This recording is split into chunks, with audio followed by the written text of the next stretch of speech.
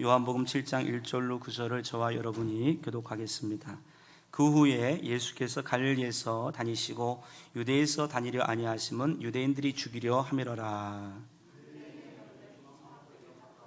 그 형제들이 예수께 이르되 당신이 행하는 일을 제자들도 보게 여기를 떠나 유대로 갔소서.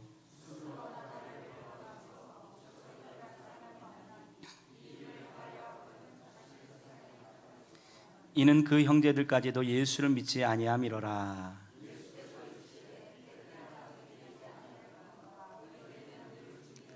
세상이 너희를 미워하지 아니하되 나를 미워하나니 이는 내가 세상의 일들을 악하다고 증언함이라.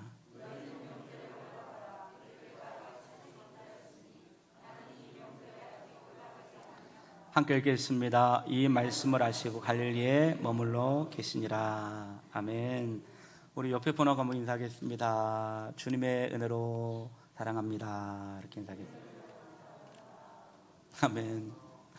오늘 제가 기분이 좋은 것은 우리 김보미 자매가 몇 년 만에 교회를 다시 오셨어요. 저는 인간은 포기하는 것 같아요. 저는 하도 기도하고 연락해도 안 오길래 이제 교회 안 다닐라 보다 이렇게 했었는데 오늘 온 거예요. 큰 박수 하겠습니다. 네, 앞으로는 계속 왔으면 좋겠고요. 할렐루야. 네, 오늘 본문의 말씀을 중심으로 모든 게 변하지만 변하지 않는 것들, 모든 게 변하지만 변하지 않는 것들이라는 제목으로 말씀을 증거하겠습니다. 제가 오늘 좀 많은 척하는 건 아니고요. 그냥 어디서 좀 읽은 거를 좀 취합하고 그래서 말씀드리려고 해요. 여러분 다 아시는 내용인데요. 오늘 제가 증거하고 싶은 것은 이제 하나님 말씀을 증거하고 싶은 거예요. 여러분 끝까지 잘 하시면 좋겠습니다. 그리스의 철학자 헤라클레이토스라고 하는 분이 말하기를 우주에 변하지 않는 것은 아무것도 없다. 변하지 않는 게 있다면 모든 것이 변하는 것뿐이다. 이런 얘기 들어보셨죠? 그리고 강물이 흐르기 때문에 같은 강물에 두 번 들어갈 수 없다라고 우주 만물은 변화의 원리를 따르고 있음을 말한 바가 있습니다. 서기 550년 중국의 춘추 전국 시대의 주역이라고 하는 책이 만들어졌는데요. 이 주역의 핵심이 궁하면 변하고 변하면 통하고 통하면 오래 지속된다. 그러니까 좀 뭔가 어렵고 그러면 변화를 하게 되고 변하면 또 통하게 되고 통하면 오래 지속된다라는 표현을 했는데 이건 역시도 변화의 중요성을 말한 바가 있습니다. 알맞은 때에 적절한 방법으로 변화할 수 있는 능력, 쇄신할 수 있는 능력이 역사의 수많은 나라와 민족과 또 집단의 승부를 결정지었고 앞으로도 이 변화에 얼만큼 잘 적응하는가 이것이 중요한 이슈가 될 것입니다. 그러나 이러한 변화를 예측하고 거기에 반응하는 것이 말처럼 그렇게 쉬운 것이 아니고 여러분도 들어보셨겠지만 최근에 4차 혁명의 시대, 4차 혁명의 시대 이런 얘기 들으면 뭐 혁명이 또 일어난 거야? 5.16 혁명 다음에 혁명이 또 일어난 거야? 이런 분이 계세요. 옛날에 안기부가 그렇게 말썽을 부릴 때 그 아들, 딸들이, 손자, 손녀가 안기부 그랬더니 할머니가 아는 척을 하니라고 안기부가 도대체 어떤 놈이길래 그렇게 속을 새기니? 그렇게 얘기했다는 것 아니겠습니까? 우리가 이 4차 산업혁명 시대 이 얘기를 많이 듣지만 이게 도대체 어떤 쪽으로 미래가 움직이고 있는지를 잘 예측할 수가 없습니다. 세계 경제 포럼의 창시자였던 클라우스 슈밥의 제4차 산업혁명 시대라고 하는 책을 제가 몇 달 전에 읽어본 바가 있습니다. 여기 보면 인류의 역사를 산업 중심으로 1차, 2차, 3차, 4차로 이렇게 나눴는데 1차는 농업혁명 시대였다는 것입니다. 수렵과 채집을 하던 인류가 약 1만 년이 되었을 때 농사를 짓는 법을 배운 거예요. 농사를 지으니까 농작물이 많아지고 먹고 살 게 많아지니까 인구가 갑자기 많아지고 그리고 옛날에는 이것저것 잡으려고 흩어졌던 인류가 한 도시나 한 지역에 몰려들게 되어지는 이런 시대인데 이것을 농업혁명의 시대라고 부르고 있습니다. 그리고 인류의 90% 이상이 농업혁명 가운데 농업을 짓고 있을 때 영국의 어떤 특정한 사람들이 철도를 건설하고 증기기관을 발명해서 1760년부터 1840년까지 그런가 하면 미국으로 가면 에디슨 같은 사람이 전기를 만들고 옛날에는 한 사람 한 사람이 수공업으로 물건을 하나씩 만들 것들이 생산 조립 라인을 만들어서 대량 생산을 가능하게 만들었다는 거예요. 이거를 가리켜 우리는 2차 기계혁명 시대 이렇게 말하고 있습니다. 3차 컴퓨터 혁명 혹은 디지털 혁명 시대는 1960년 시작된 이 시대인데, 반도체가 만들어지고 반도체를 중심으로 정보를 급속하게 처리하는 메인 프레임 컴퓨터가 출현하게 되죠. 우리가 교과서 같은 데 보면 우리 교회만큼 큰 컴퓨터가 여러분 실행하는 거 보지 않습니까? 그게 몇백억짜리였는데 이것이 70년대 80년도에는 개인용 컴퓨터 PC 컴퓨터로 바뀌게 되어지고, 90년대 정확히 1993년도에 천리안, 하이텔 뭐 이런 거 들어보셨습니까? 이거를 중심으로 인류가 경험하지 못했던 신세대인 인터넷이 이렇게 발명하게 되는데, 이 인터넷을 통한 인류 산업의 변화, 이것을 3차 컴퓨터 혁명 혹은 디지털 혁명이라고 말하고 있습니다. 그런데 이 인터넷을 기반으로 하는 여러분 앞으로의 세상을 4차 산업혁명 시대 이렇게 얘기하는데, 21세기와 동시에 시작된 제4차 산업혁명은 지금 그 출발점에 서 있다고 볼 수 있습니다. 여러분 아시는 것처럼 이제는 이제 공간이 바뀌었잖아요. 옛날에 테레비, 또 PC 컴퓨터, 이것이 태블릿으로 바뀌었는데 태블릿마저도 너무 크기 때문에 지금은 모바일 인터넷, 그런가 하면 앞으로는 몸으로 입는 웨어러블 인터넷, 그리고 사물 인터넷, 인터넷 오브 띵스, 모든 것들이 인터넷으로 통하게 되어지는 가전제품 또는 뭐 사람, 건강, 심장 박동, 뭐 간 수치, 당 수치 이런 것들이 전체적으로 연결이 되어지고, 자동차마저도 인터넷에 연결되어지는 사물 인터넷 시대. 또 나노기술은 뭐 저는 정확히 모르겠지만 아주 적은 거예요. 이 나노보다 더 적을 수가 없어. 이 나노를 통해서 인간의 체내에 여러분 칩 같은 것들을 이렇게 장착할 수 있는 기술이 만들어지게 되었다는 것입니다. 그러므로 나노 기술의 발전으로 가능해진 체내 삽입형 인터넷 등과 같은 어디서나 꺼지지 않는 컴퓨팅, 유비쿼터스 기술이 발달이 되는 것입니다. 빅데이터가 모여지기 시작하죠. 지금 페이스북이라든가 또 아니면 여러분이 아시는 뭐 카카오톡 있는데, 어떤 분이 말하기를 이 페이스북에 좋아요 혹시 하시는 분 계세요? 이 좋아요가 한 70개 정도 모이면 여러분의 친구들보다 여러분의 성향을 더 잘 파악할 수가 있고, 150개 좋아요를 분석할 수 있으면 여러분의 가족보다 여러분을 잘 분석할 수가 있고, 300명 정도의 좋아요를 분석할 수 있으면 여러분 자신이나 여러분 배우자보다 여러분을 더 분석할 수 있다는 것입니다. 이 빅데이터를 통한 의사결정, 바둑에서 이세돌 구단을 이겼던 인공지능 있었죠? 이 구글에 뭐였죠? 네? 알파고였죠? 알파고. 이 알파고와 같은 이 인공지능의 무한 잠재력, 자율주행 자동차 산업, 군사적 목적의 로봇공학의 발전과 사이보그 뭐죠? 로봇 더하기 인간이죠. 출현, 3D 프린팅 기술. 이 3D 프린팅 기술은 여러분 이 5층 건물도 지을 수가 있다 그러잖아요. 프린팅으로 지울 수가 있고, 그런가 하면 인간의 간, 췌장, 위장, 이빨 이런 것들을, 또는 망막, 신경 이런 것들을 정확히 이렇게 프린팅해서 인간의 장기를 이제 만들 수가 있다라고 하는 기술이 있다는 것입니다.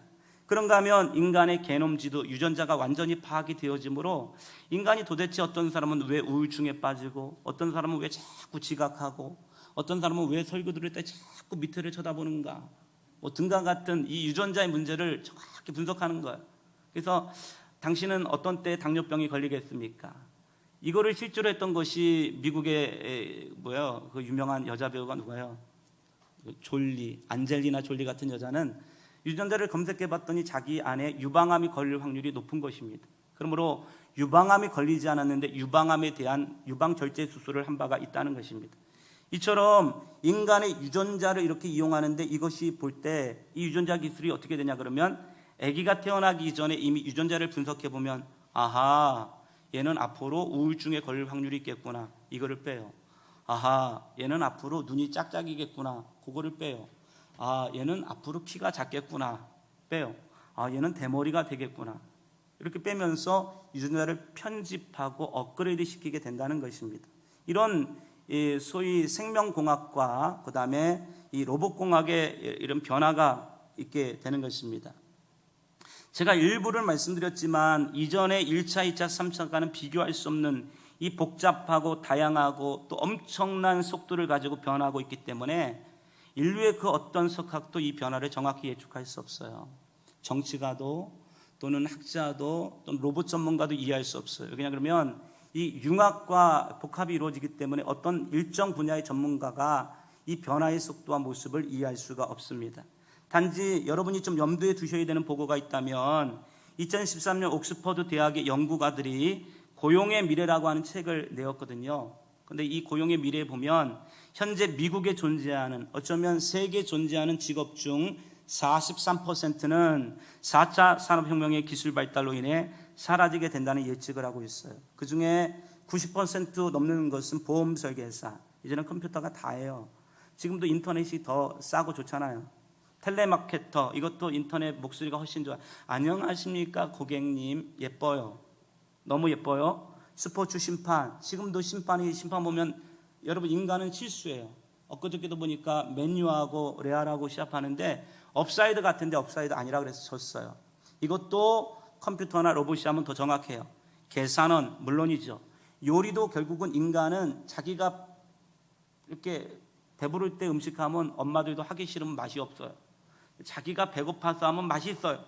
요리사, 물리치료사, 관광가이드, 웨이터, 제빵업자, 건설노동자, 목수, 버스기수 기사, 택시기사, 트럭기사 등은 위험률이 80%가 넘는 직업군이라고 알려져 있습니다.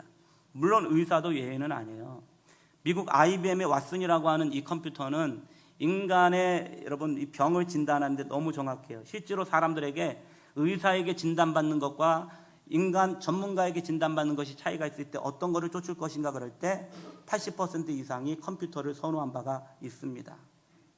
의사도 마찬가지고 변호사도 수많은 판례와 수많은 법전을 결국은 변호사가 이게 좋겠습니까? 그런 걸로 보이지만 얼만큼 정보를 잘 획득해서 이거를 처리하고 요약할 수 있는가가 변호사의 능력인데 이것도 컴퓨터가 훨씬 더 잘하게 된다는 것입니다. 전투기 조종사도 결국은 드론이죠. 로봇이 하게 됩니다.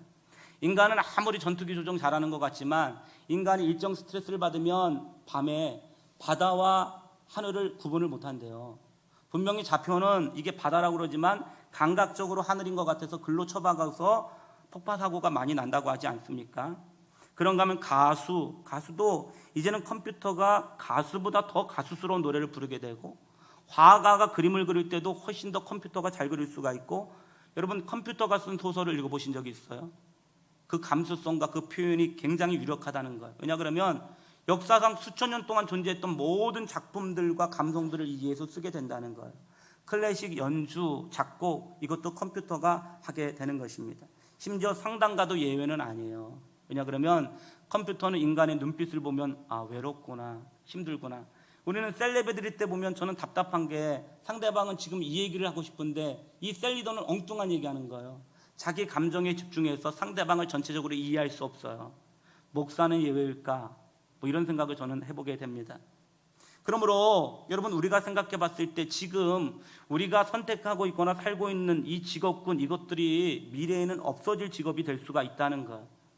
이거를 여러분이 주의 깊게 들어야 되는 것은 앞으로 여러분의 자녀들을 지도하거나 기도하실 때 이 부분을 조금은 아셔야 된다는 거예요. 얼마 전에 무슨 대학교에 석탄학과가 없어졌어요. 1960년, 70년도에 석탄학과는 최고 인기가 있었던 학과였대요. 석탄학과가 없어졌던 것처럼 의대가 없어질 가능성이 있어요. 너무 의대 보내려고 하지 마세요. 공사 합격했다 그러는데 너무 공군에 집착하지 마세요. 공군이 드론으로 대체하는데 저는 이게 드론이 가는 게 맞는 것 같아요. 그렇지 않습니까? 이게 변화가 있습니다. 이런 어떤 기술적인 혁신이 좋은 문제뿐만 아니라 우리가 두렵고 우리가 걱정이 되는 것은 수많은 윤리적, 종교적인 문제를 발생할 것으로 보여지는데 여러분 예를 들자면 인간의 유전자를 완전히 해독하여 신체적, 정서적 문제를 미리 제거하거나 저도 다시 태어날 수 있다고 한다면 우리 성도가 그러잖아요. 목사님은 10cm만 더 크셨으면 얼마나 좋았을까요? 저도 그래요, 여러분. 제 유전자를 조작할 수 있다고 한다면 키만 한 10cm 더 클 수가 있다면 얼마나 좋겠어요? 유전자를 조작해서 신체적, 정서적 문제 처음에는 치료의 목적으로 핸디캡이 있는 부분들을 보강하는 쪽으로 가겠지만 이제 조금씩 해보면 어머 쟤는 키도 크고 영어도 잘하고 국어도 잘하는데 수학적인 게 부족하구나. 수학을 보강하는 거예요. 그러면 결국은 여러분 치료의 목적으로부터 업그레이드의 목적으로 유전자 조작이 가능하게 되어지면서 인간이 하나님의 영역을 넘어서서 창조의 영역으로 바꿔지게 된다는 것입니다. 그러면 이 문제를 결국 어떻게 할 것인가? 이렇게 유전적으로 조작되어진 인간. 근데 문제는 뭐냐 그러면 이 조작의 혜택을 누가만 받는 거예요? 부자만 받는 거예요. 부자만. 가난한 사람들은 점점점 없어지는 거예요. 왜냐 그러면 이 사람들은 조작하고 싶어도 조작할 돈이 없기 때문에. 저는 이 생각해 봤어요. 이번에 이건희 회장을 죽음의 직전 가운데 살려두지만 지금 계속 생명을 연장하는 이유는 어쩌면 삼성의 수뇌부들은 기술이 발달이 되면 지금 죽은 이건희를 살릴 수 있다고 믿고 있는 것은 아닐까? 저는 충분히 가능성이 있다고 믿어요. 여러분 이건희 회장이 생명을 10년 연장해 줄 테니까 5천억을 내십시오. 그러면 안 낼 것 같아요? 낸다는 거예요.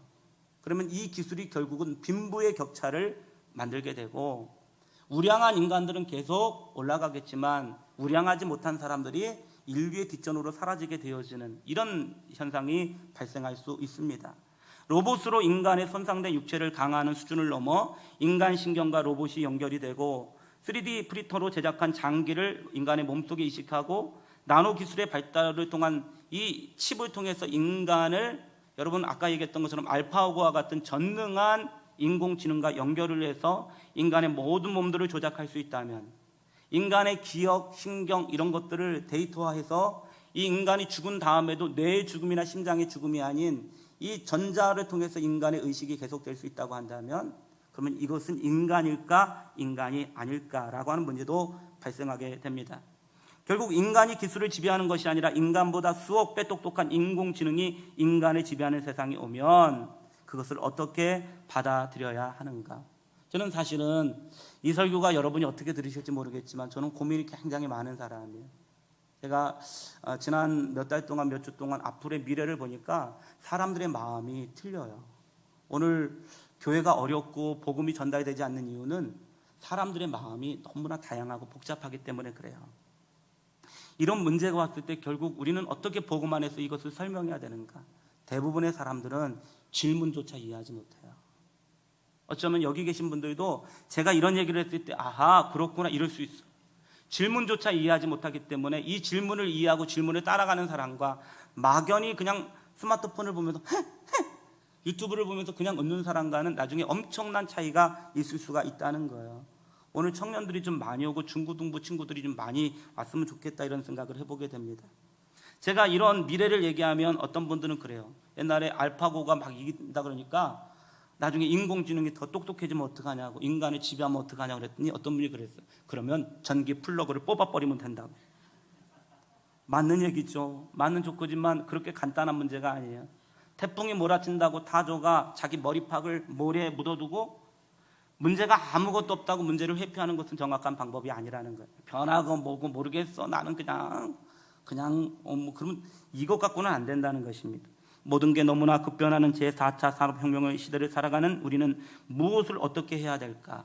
오늘 두 가지를 말씀드리고 싶은데 첫 번째는 하나님께 지혜를 구하면서 열심히 공부해야 돼요. 다니엘은 당시에 똑똑한 사람이 많았지만 그 사람들보다 10배 지혜가 있었다는 것입니다. 믿지 않는 사람이 불신자들이 이 세계 기술과 이 시대의 정보를 다 가져가면 안 돼요.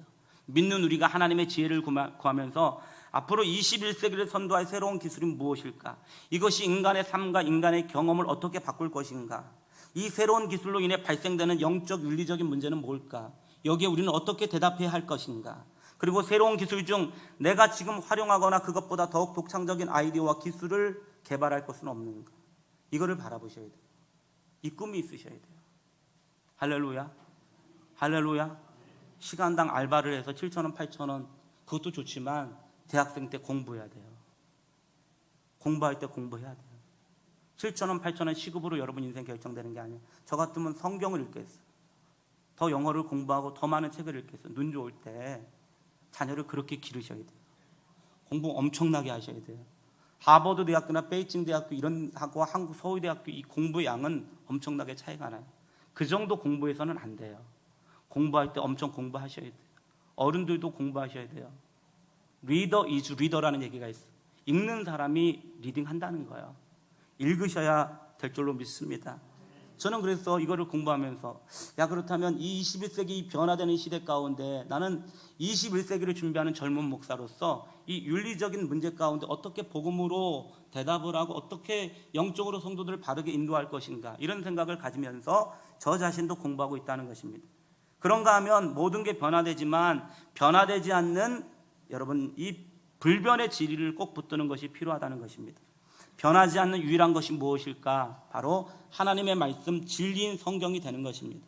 모든 인간은 우주의 창조주요 모든 지식과 지혜, 그리고 과거와 현재와 미래의 주인이 되시며 오름과 구름의 오직 유일한 기준이 되시는 하나님의 말씀을 더욱 열심히 읽고 묵상해야 될 줄로 믿습니다. 변화되지 않는 건 성경이기 때문에 유튜브를 보는 것도 좋아요. 카카오톡으로 여러분 네트워킹하는 것도 좋아요. 페이스북에 여러분의 사진을 올리는 것도 뭐라고 말할 수 없어요. 그러나 모든 건 변화되는 거예요. 그거를 가지고 역사의 중심에 설 수 없어요. 모든 게 변화되지만 이 변화 때문에 인생의 가치관, 인격, 도덕, 윤리, 신앙이 다 없어지고 있어요. 이럴 때 인간은 미쳐버려요. 인간에게 이 변화되지 않는 성경의 진리와 하나님의 말씀을 듣지 못하면 인간은 이 변화 속에 압도되고 빠져버려서 결국은 살아남을 수가 없어요. 변화되지 않는 성경을 읽게 되시기를 주님의 이름으로 축원합니다. 급변하는 세상과 혼돈한 가치 속에서 변하지 않는 기준들을 오늘 예수님이 몇 가지 말씀하고 있어요. 첫 번째는 하나님의 시간, 하나님의 때입니다. 우리 6절 말씀을 다 같이 한번 읽어보실까요? 시작.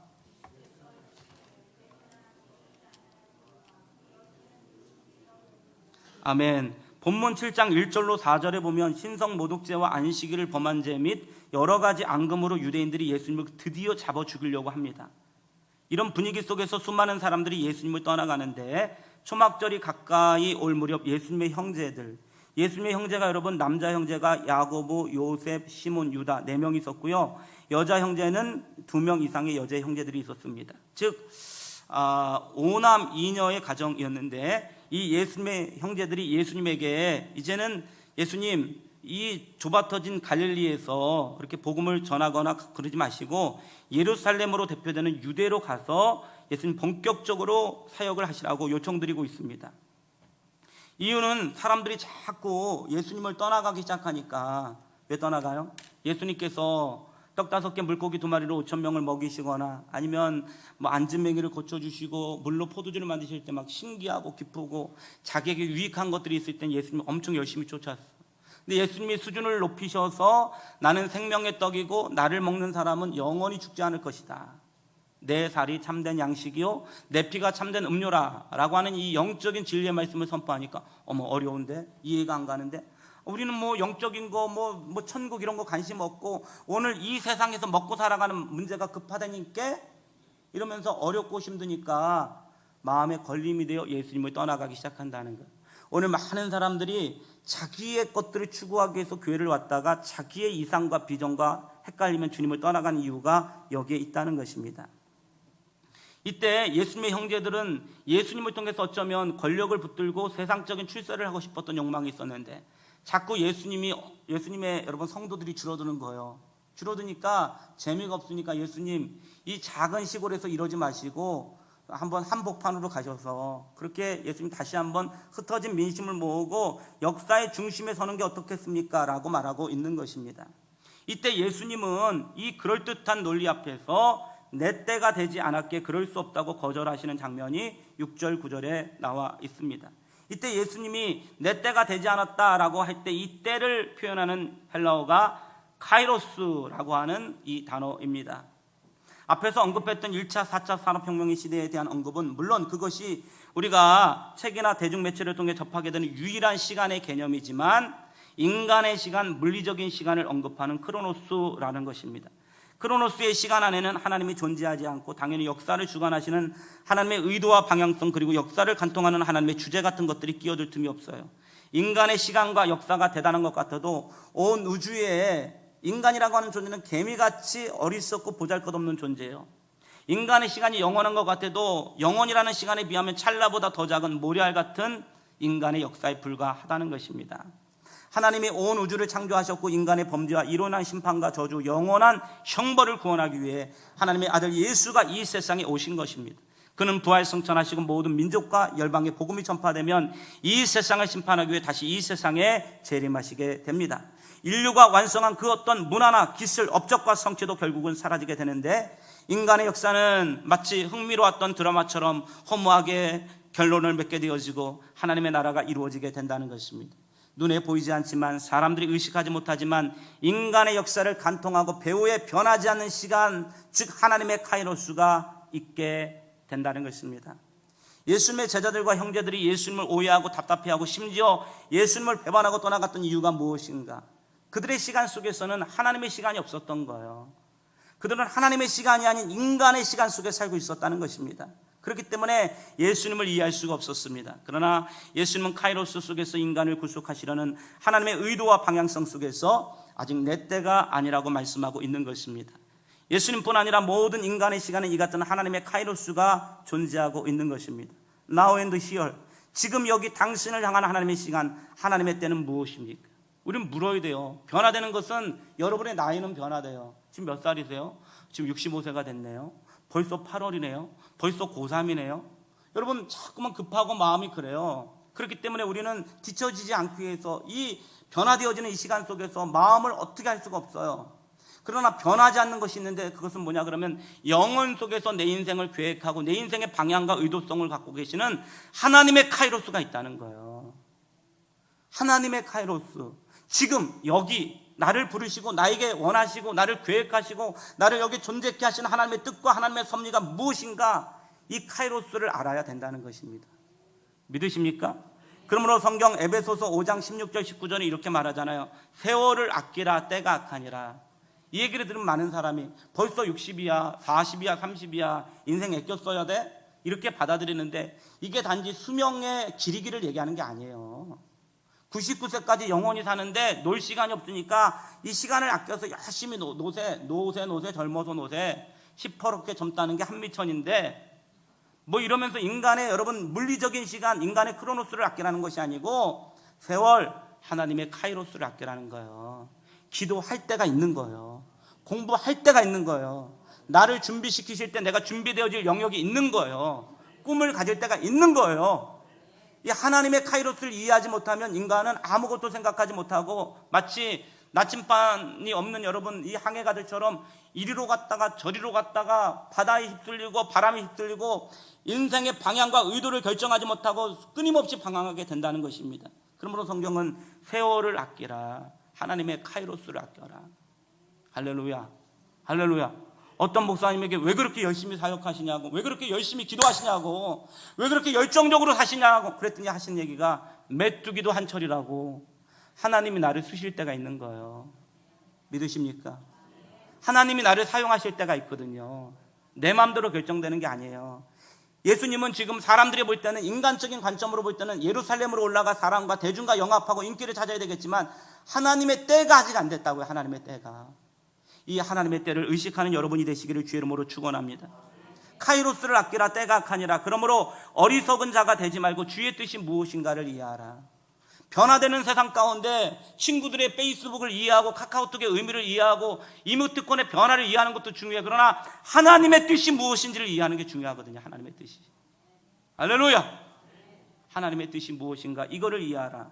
이 하나님의 뜻을 이해하려면 어떻게 해야 돼요? 술 취하지 말라. 이는 방탕한 것이니 오직 성령으로 충만함을 받으라. 술 먹는 분 공격하는 설교가 아니에요. 드시든 마시든 저는 관계없어요. 주님도 별로 관심이 없어요. 주님의 요점 뭐냐 그러면 술에 취해서 인생의 귀중한 카이로스를 놓치지 말라는 거예요. 술이나 먹고 노닥노닥하고 비틀비틀할 시간이 없다는 거예요. 이러고 있을 시간이 없다는 거예요. 밤새도록 시퍼렇게 유튜브나 보면서 인생을 낭비할 시간이 그렇게 많지 않다는 거예요. 성령으로 충만해서 하나님이 내게 의도하시고 기대하시는 카이로스를 이해하고 그 삶을 살아가는 이 불변의 진리를 붙들어야 될 줄로 믿습니다. 두 번째는 하나님의 교훈. 이 하나님의 교훈은 변하지 않는다는 것입니다. 자, 7장 16절을 찾으셔서 다 같이 한번 읽어보실까요? 시작. 예수께서 대답하여 이르시되 내 교훈은 내 것이 아니요 나를 보내신 이의 것이니라 말씀하고 있습니다.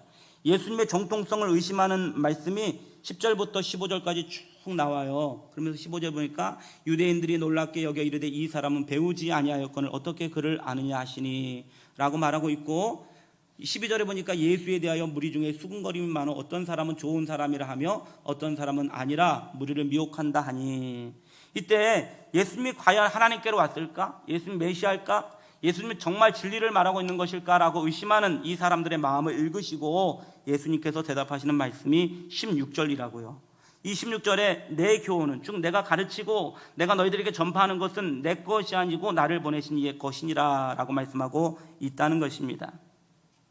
예수님의 가르침이 장로들의 유전이나 랍비들의 가르침, 즉 인간적인 의도와 인간적인 각색이 있는 것이 아니고 순수하게 하나님께로부터 왔다고 말씀하고 계시는 것입니다. 예수님께서는 하나님의 말씀이 육신이 되어 오신 분이시며 오직 하나님의 뜻만을 이 세상에 증언하셨습니다. 단 한 말씀도 사역을 위해서나 인간적으로 혹은 사람들의 인기를 얻으려고 하지 않으셨습니다. 그러므로 예수님의 모든 가르침은 예수님을 보내신 하나님으로부터 나왔다고 당당하게 말씀하고 있습니다. 그런데 우리는 이 예수님과 달리 우리가 신앙생활을 해보면 예수님은 오직 성경이에요. 오직 성경, 오직 말씀, 오직 진리예요. 예수님은 사람을 만날 때든 경제관념을 가질 때든 모든 것들을 할 때 이 하나님의 교훈과 진리와 기준을 따라 살았거든요. 그런데 우리는 오늘 기독교, 오늘 성도들은 하나님 말씀을 믿고 성경을 읽지만 사실은 잘 읽지도 않겠지만 인생을 살아갔을 땐 자기와 논리와 견해와 세상의 트렌드를 쫓아서 살아가게 된다는 것입니다. 여러분, 제가 예를 한번 드려볼까요? 1917년 프랑스의 초현실주의 미술가인 마르셀 듀샹이라고 하는 사람이 있었습니다. 이분이 공장에서 변기 있잖아요. 변기, 수세식 변기, 오늘 여러분이 아침에 사용하신 거, 이 변기를 하나 골라 갖고 왔어요. 골라 갖고 와서 이 변기를 보고 너는 오늘부터 작품이다 라고 선언했어요. 그리고 매직으로 거기다가 이름을 져줬어요. 샘, 그리고 마르셀 듀샹 사인을 서명을 하고 이 변기를 뉴욕 전시에 출품을 했어요. 세상에 난리가 난 거예요. 이 변기가 작품일까요? 작품이 아닐까요? 여러분 어떻게 생각하세요? 작품이에요? 작품이 아니에요? 작품이라고 생각하시는 분 한번 손 들어보세요. 작품이 아니라고 생각하시는 분 한번 손 들어보세요. 뉴욕에서 공부하신 분은 작품이라 그러네요. 괜히 힘들게 질문하지 말고 설교나 빨리 끝냈으면 좋겠다는 분 한번 손 들어보세요. 이게 여러분 막 논란이 생긴 거예요. 작품이다, 작품이 아니다, 멋지다. 우리 딸 사랑이한테 물어봤더니 그거 나도 봤는데 되게 이쁘게 생겼다고, 나도 하나 갖고 싶다고 그러는데 그게 여러분 이미 수천만 불이 되기 때문에 살 수도 없어요. 이게 전 세계 미대에 들어가 보면, 미대 나오신 분 계세요? 미대에 가보시면 1학년 때 이 강의를 많이 한다 그래요. 이거를 보여주면서 이런 논란이 있었는데 여러분 이것이 작품일까요? 작품이 아닐까요? 그러면 막 갑론을박이 일어나고 작품이에요, 작품이 아니에요, 여러분처럼 막 이렇게 된다는 거예요.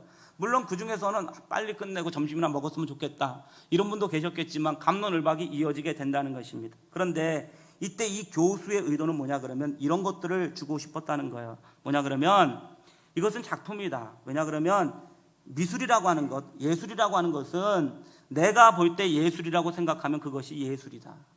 이해가 되세요? 내가 볼 때 예술이라고 생각하면 예술이 된다는 거예요. 근데 아름다움이 뭔가, 아름다움이란 무엇인가 그럴 때 내가 생각할 때 예쁜 게 미라는 거예요. 그러니까 객관적인 기준이나 이런 건 없고 내 생각, 내 감정이 그럴 수 있다면 그렇다는 거예요. 이것을 가리켜 인본주의 미술학이라고 부르고 있습니다. 오늘 정치에서 어떤 정치가 좋은 걸까요? 새누리당이 좋을까요? 더민주당이 좋을까요? 거기서 비슷비슷할까요? 근데 요즘 정치가들은 무엇이 옳은가에 관심이 없고 무엇이 유권자의 표가 선택하는 것인가, 여기에 관심이 있다는 거예요. 여러분 윤리학은 더 심각해요. 어떤 게 윤리학인가 그럴 때 인본주의 윤리학, 여기서 인본주의는 하나님을 배제시킨 인간의 학문을 얘기하는데 인본주의 윤리학의 모토는 네가 좋은 대로 느껴지는 대로 하는 것이 좋은 것이다. 옳고 그름이 어디 있어? 네가 좋으면 좋은 거야. 네가 기쁘면 좋은 거야. 어디서 많이 들어보셨죠? 이 인본주의자들은 하나님이 죽었다고 선언했죠. 신은 죽었다 선언하고 살아계신 하나님의 말씀인 성경의 권위를 전혀 인정하지 않고 인본주의의 오직 유일한 기준인 인간의 감정을 중요시한다는 거예요. 내 감정이 제일 중요한 거예요. 내 느낌이. 여러분, 서울시청 앞에서 동성애를 하고 있는 동성애자들한테 물어보면 우리는 성경에 하나님께서 이렇게 하지 말라고 하셨습니다. 어떻게 동성애가 말이 된다고 말씀합니까? 이럴 때 이 동성애자는 내가 좋은데? 내 느낌인데? 내 마음인데? 이러고 마는 거예요. 이게 인본주의자예요. 인본주의를 가졌던 아버지가 어느 날 사랑하는 장남이 아버지 사실은 저는 남자가 좋아요. 커밍아웃을 선언하고 게이가 되겠다고 선언하면 그의 아버지는 빙그레 웃음을 지으면서 아들에게 이렇게 얘기해야 됩니다. 아들아, 세상에 옳고 그름은 없는 거야. 네가 좋다고 느껴지면 그것이 옳은 거야. 네 마음대로 하렴. 네 마음을 따라가고 네 인생을 살렴. 어서 많이 들어본 얘기 아니에요? 여러분이 주로 여러분 자녀들에게 하시는 얘기잖아요. 뭐가 되고 싶어요? 네 마음대로 하렴. 뭐가 먹고 네 마음대로 하렴. 엄마 어떻게 살아갈까? 네 마음대로 하렴. 엄마 오늘 교회 가요? 네 마음대로 하렴. 지 마음대로 하는 거예요. 제가 우리 딸에게 얘기를 아빠 자기 꼴리는 대로 살아가는 거군요. 이거 참 안 좋은 욕인 것 같은데 이것보다 더 리얼한 표현이 없어요. 지 감정이 움직여지는 대로 살아가게 된다는 거예요. 지난주에 성령을 받고 유치부 예배를 시작했던 저희 딸 사랑이가 이번 주 토요일 날 유치부 예배 내일 준비해야지 그랬더니 안 할 거예요. 그래서 왜 안 해? 너 성령 받고 은혜 받고 유치부 교사로 헌신했잖아. 그랬더니 기분 나빠서 안 할 거예요. 하기 싫어요. 얘기해 줄 수가 없었어요. 그때 얘 이 사고방식과 나의 사고방식은 너무 틀린 거예요. 얘는 지금 자기 느낌에 충실한 거예요. 이때 저는 하나님 앞에 서운한 거니까 이거 해야지. 이때 이 논리의 대립이 있는 거, 이게 사상의 대립이 이게 큰 거예요. 제가 이럴 때 마르셀 디샹이 얘기를 해준 거 아니에요. 이게 인본주의란다. 네 마음대로 살고 싶은 거, 내 감정에 충실한 거, 이게 인본주의란다. 그랬더니 얘가 고개를 끄덕이더니 내가 인본주의구나 이렇게 생각하고 유치부 예배를 준비하더라고요. 여러분, 예수를 믿어도 성경이 뭐라고 말하든 하나님께서 무엇이라 말씀하든 목사님이 무엇이라고 말하든 부모님이 혹은 선생님이 무엇이라고 말하든 자기 감정만을 최고의 기준으로 삼는 성도가 존재하고 있어요. 요즘 세대가 어려운 것은 여러분 기도합시다. 기도할 기분 아니에요, 목사님. 여러분 하나님이 전도를 원하십니다. 전도할 느낌 아니에요. 여러분 찬송합시다. 왜 그렇게 자꾸만 찬송 안 하고 여러분 밑에를 쳐다보고 있어요? 저 그럴 느낌 아니거든요. 수련회 갑시다. 저 그럴 기분 아니에요. 자기 감정이 주인이 되는 거예요. 자기의 느낌, 자기의 감정이에요. 저는 오늘 이 설교를 준비하면서 오늘날 왜 교회가 어렵고 오늘날 왜 이 기독교가 어려운가 그럴 때 인본주의에 사로잡혀 있기 때문에 그래요. 어떤 이는 공산주의가 기독교의 최고의 적이라고 말하고 어떤 사람은 이슬람교가 최고의 적이라고 말하지만 제가 볼 때는 인간이 자기 자신의 감정만을 최고의 기준으로 삼고 자기의 쾌락을 위해서 인생을 살아가는 이 삶의 방식, 이것이 오늘날 가장 어렵다는 거예요. 여러분 한번 생각해 보세요. 여러분이 생각하고 판단하고 살아갔을 때 여러분의 기준은 뭐예요? 하나님의 교훈이에요? 하나님 말씀이에요? 수련회 갑시다! 그럴 때 여러분 하나님의 말씀의 기준이 여러분의 기준이에요? 아니면 내 느낌이 기준이에요? 어떤 것이 인생의 기준이냐고요? 변하는 이 마음, 하루에도 5만 가지 변하는 나의 마음이 내 인생의 기준이 될 때 인생은 제대로 살아갈 수가 없다는 것입니다. 시편 119편 96절로 105절은 이렇게 말씀하고 있습니다. 내가 보니 모든 완전한 것이 다 끝이 있어도 주의 계명들은 심히 넓으니이다. 내가 주의 법을 어찌 그리 사랑하는지요. 내가 그것을 종일 작은 소리로 읊조리나이다. 주의 계명들이 항상 나와 함께하므로 그것들이 나를 원수보다 지혜롭게 하나이다. 내가 주의 증거들을 늘 읊조림으로 나의 명철함이 나의 모든 스승보다 나으니라. 주의 법도들을 지킴으로 나의 명철함이 노인보다 나으니라. 내가 주의 말씀을 지키려고 발을 금하여 모든 악한 길로 가지 아니하였사오니 주께서 나를 가르치셨으므로 내가 주의 규례들에서 떠나지 아니하였나이다. 주의 말씀에 마치 내게 어찌 그리 단지요. 내 백골보다 다니이다. 주의 법도들로 말미암아 내가 명철하게 되었으므로 모든 거짓 행위를 미워하나이다. 주의 말씀은 내 발의 등이요 내 길의 빛이니이다. 기준인 절대 진리인 하나님 말씀을 듣고 이 말씀을 믿고 이 말씀을 따라 살아가지 않으면 변화되는 세상 가운데 우리는 온전한 믿음을 지킬 수가 없다는 것입니다. 당신의 생각하고 말하고 행동하는 것의 근거는 과연 무엇입니까? 하나님의 말씀이 여러분 인생의 기준이 될 수 있게 되시기를 주의 이름으로 축원합니다. 세 번째는 하나님의 영광입니다. 영광. 자, 변하지 않는 진리 하나님의 영광인데 18절 말씀을 다 같이 읽겠습니다. 시작. 스스로 말하는 자는 자기 영광만 구하되 보내신 이의 영광을 구하는 자는 참되니 그 속에 불의가 없느니라 말씀하고 있습니다. 오늘 보니까 예수님께서는 하나님의 영광을 구하는 거예요. 그렇기 때문에 자기 메시지를 도하지 않아요. 자기 메시지를 도하는 이유는 마치 음식물에 미온과 설탕과 소금을 타서 사람들을 끌어들이려고 하는 것과 같아요. 오늘 설교가도 그런 유혹을 많이 받아요. 주님이 원하시는 메시지가 사람들이 듣기를 원하는 메시지가 아니에요. 그러니까 우리는 사람들의 인기를 얻기 위해서 사람들의 필요와 감수성과 예민함을 자극하는 말씀을 해야 될 때가 있어요. 왜 그래요? 근데 그것을 통해서 결국 높아지는 것은 하나님이 높아지는 것이 아니고 자기가 높아져요. 인간의 메시지를 통해서 자기를 높이려고 하는 시도, 이것은 바로 여러분 반신앙적인 모습이 된다는 것입니다. 그런데 예수님은 하나님 말씀을 가지고 오직 하나님만 높이게 되는 것입니다. 하나님의 영광이라고 하는 유일한 목표야말로 인간을 창조하신 하나님의 목적이 되고 변하지 않는 인생의 진리가 된다는 거예요. 나는 내 영광을 위해 살아가고 있는가, 아니면 하나님의 영광을 위해 살아가고 있는가.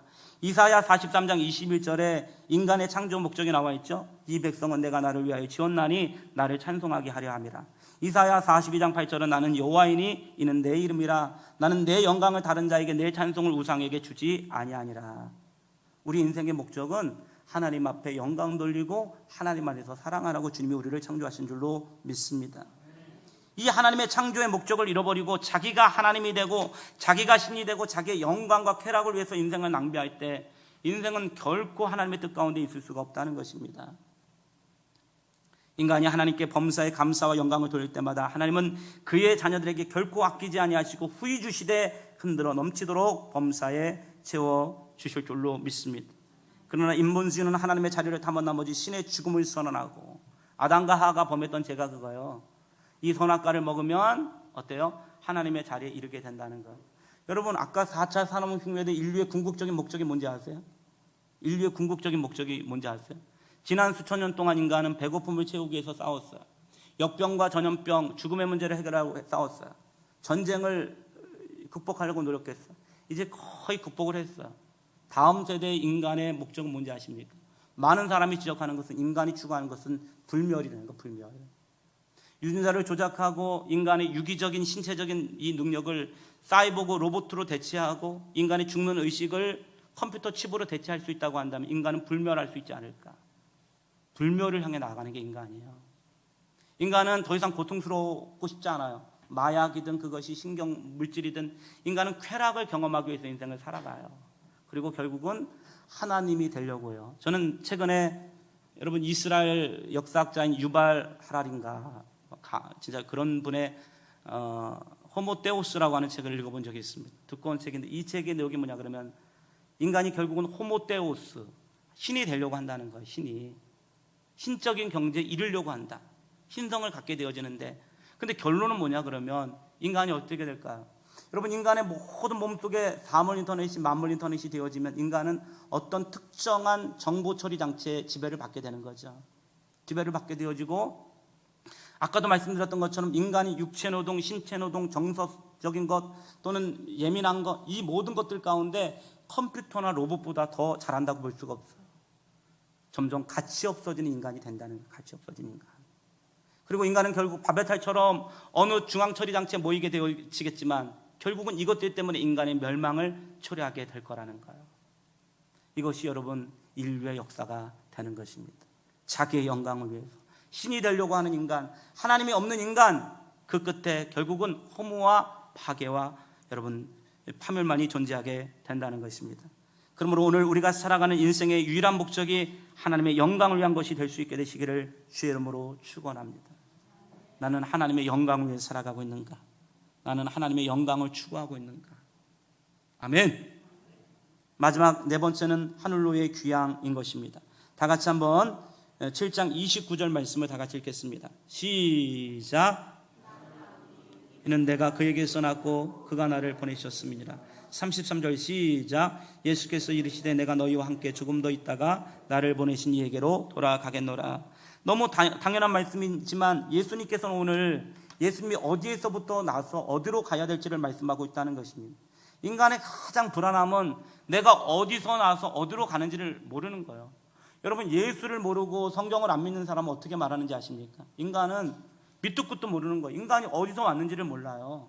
그냥 미생물로부터 쫑알쫑알거리다가 시간이 가다 보니까 이 미생물이 뭐 파충류가 됐다가, 파충류가 포유류가 됐다가, 포유류가 우랑우탄이 됐다가 인간이 되었는데, 이게 인간이라는 거예요. 인간은 영혼도 없고 인간은 정신도 없고 인간에게 특별한 게 없다는 거예요. 그러므로 나중에 이 특별할 것이 없는 인간은 특별한 컴퓨터에게 그 자리를 내어주게 된다는 거예요. 어디서 왔는지를 몰라요. 그리고 어디로 가야 될지는 몰라요. 죽음은 어디로 가는 건가? 이거를 모르니까 인생은 방황하는 거예요. 그렇다면 어디서 왔는지도 모르고 어디로 가야 될지를 모른다 그러면 인생에 의미가 없잖아요. 확실한 건 뭐밖에 없어요? 내가 지금 느끼고 있는 쾌락밖에 없거든요. 죽지 않을 건데 하나님이 없다 그러면 부어라 마셔라, 오늘 쾌락을 위해서 윤리도 없고 도덕도 없고 내 감정에 충실하면서 오늘 밤을 즐기는 거예요. 오늘 밤을. 인생이 얼마나 여러분 이게 힘들고 어려워요. 이렇게 한번 살아보실래요? 여러분이 한번 일주일만 한번 살아보세요.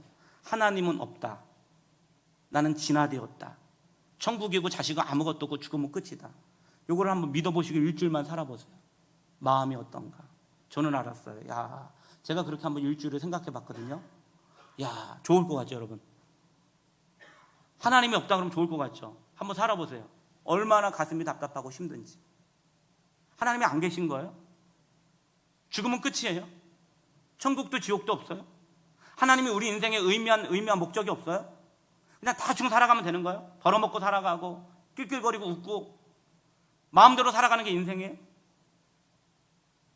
그러니까 삶이 힘든 것 아닙니까? 오늘 예수님 말씀하셨죠. 나는 아버지께로부터 와서 아버지께로 돌아갈 것이다. 할렐루야. 우리는 하나님의 자녀예요. 하나님의 형상이거든요. 하나님이 우리에게 고유한 목적과 독특성을 부여하고 인간을 이 세상에 창조케 하셨고, 인간이 내가 살아가는 인생이 내 인생이 아니고 하나님이 나에게 부여하신 인생의 콜링, 소명이 있는 거예요. 목적이 있는 거예요. 목적이. 믿으시면 아멘 하세요. 내 인생이 아니거든요. 목적이 있고 인생은 살아가다가 끝이 아니고 그 인생에 대한 하나님의 반드시 심판과 하나님의 결론이 존재하고 있다는 것입니다. 귀향하게 된다. 이 사실을 믿게 되시기를 주의 이름으로 축원합니다. 인본주의자 소련의 스탈린의 딸인 뉴스위크지의 기관 스타인의 마지막 운명 장면이 이러했습니다. 저희 아버지가요, 최후의 순간이 가까이 왔을 때 눈을 크게 뜨더니 방 안에 있는 사람들을 둘러보았는데요, 엄청 화난 눈빛이었습니다. 그 눈을 보고 저도 무서웠습니다. 그리고 나서는 왼손을 들고 무엇인가를 막 가리키는 듯 했습니다. 근데 저희 아버지 눈빛이요, 죽음을 무서워하는 눈빛이었습니다. 저희 아버지의 팔이 떨어진 후 저희 아버지는 영원히 잠들게 되었습니다. 영원한 생명도 하나님의 나라도 믿지 않을 때 누구나 이런 고통스러운 최후를 가지게 된다는 것. 영원한 나라를 믿지 않으면 인생은 허무하고요, 죽을 때 두려움에 잠을 이룰 수가 없다는 거야. 반면에 요한 웨슬레의 동생이면서 찬송가 작가인 찰스 웨슬레는 운명 직전에 이런 기도를 드렸습니다. 죽기 직전인데 그는 얼굴이 해같이 빛나면서 하나님이 기뻐하시니 기쁩니다. 만족합니다. 얼마나 평화롭고 행복한 죽음입니까? 자기를 천국에 맞이해 주시는 하나님의 기쁜 낯을 그는 보고 있었던 것입니다. 그의 마음속에는 죽음의 시간이 모든 것이 끝나는 시간으로 생각되지 않고 새로운 시작으로 믿어진 것입니다. 하나님 믿는 자에게 죽음은 마침표가 아니라 쉼표입니다. 밑도 끝도 모르고 어디서 왔는지도 모르고 어디서 가는지도 모르고 죽으면 끝이야. 죽으면 끝이니까 이 세상에서 그냥 살고 마는 거지. 목적이 없다니도 의미도 없다. 먹고 부시고 맞고 쾌락을 살아가면 되는 거지. 이러고는 살아가는 사람의 최후에는 공포와 두려움밖에 존재할 수 없다는 것입니다. 사람이 한 번 죽는 것은 정하신 것이요 그 다음에는 심판이 있느니라. 그러므로 우리가 낙심하지 아니하노니 우리의 겉사람은 낡아지나 우리의 속사람은 날로 새로워지는도다. 우리가 잠시 발로 환난에 경한 것이 지극히 크고 영원한 영광에 중한 것을 우리에게 이루게 하매니 우리가 주목하는 것은 보이는 것이 아니요 보이지 않는 것이니 보이는 것은 잠깐이요 보이지 않는 것은 영원함이라. 변화되는 보여지는 것들 가운데 여러분 인생을 낭비하지 마시고 보이지 않고 변화되지 않는 하나님의 때, 하나님의 말씀, 하나님의 영광, 하나님 앞으로의 귀향을 꿈꾸시면서 믿음으로 견고하게 승리하시는 여러분 모두가 되시기를 주의 이름으로 축원합니다. 고맙고 감사하시